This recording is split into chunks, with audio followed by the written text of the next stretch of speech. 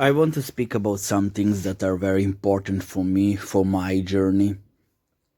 First of all, I want to say that I don't have anything to do with the religion. I learn from all religious books, but I don't want to be bound by religious boundaries. I recognize Moses or Moshe, Musa, Jesus or Yeshua, Isa, Mohammed.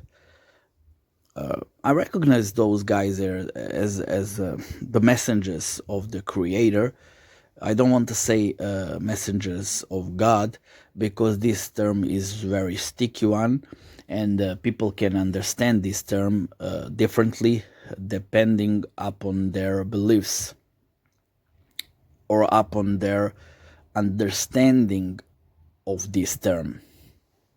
I also believe that in those messages are guidance, and I believe that in those messages of light is also darkness, so absence of light, in order that they can be a test for the corrupted hearts.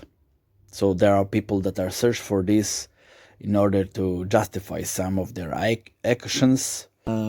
I search for the truth in every book, religious book, but I'm not into into a religion. So I understand that the Creator of all gave us those guidance, and I want to say that it is all from the Creator. There is nothing that is not in the hands of the Creator. Of course, the hands I mean symbolically, not literally.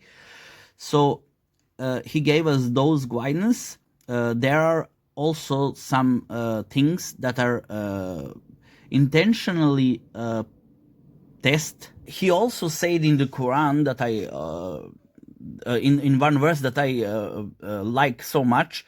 He said that He gave us He gave us eyes, ears, and the reason. He used the heart because it is a symbolically understanding. So He said that He gave us these things in order that we can scale, that we can measure some truths, So He also compared these things with the animals. He said that He also gave these things to animals, but He gave them these tools in order that they can see and hear, but not that they can understand like us. And He said, we are sometimes we are worse than the animals. So we have eyes, but we don't see with the eyes. We have ears, but we don't hear with the ears. So those tools are not there only for us to see and hear, but to compare, to measure the things, to see if these things are true, to prove, not only to believe because is there written in the book. No, in every book there is light and darkness, and you have the tools to check what is the darkness and what is the light, and you have the tools and understanding and reason to separate those two. It is not important who wrote the book, but what was written. So we can find some book and you can read there that it was from Moses, or it was from Jesus, or it was from Muhammad. But for example, if somebody finds some book that say, Jesus is God, is the Creator, God forbid, so you immediately know that it is not the truth, that it is the darkness, it is the test. So you already know that the Creator of all is not bound by the physical body.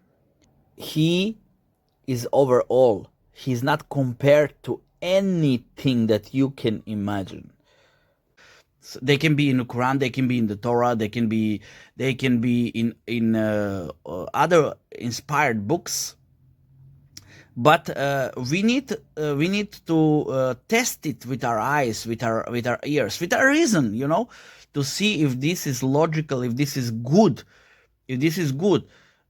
so we know that the good is absence of bad. When that is absence of bad, then we can keep these things, that we can take it as a true.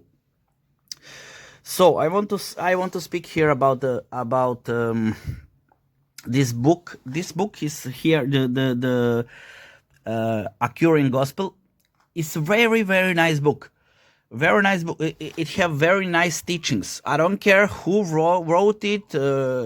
I don't care those things that are a little bit sticky there. So I don't speak about these things. I speak about the good things that can guide us, that can teach us to do good, to benefit us. So let us read.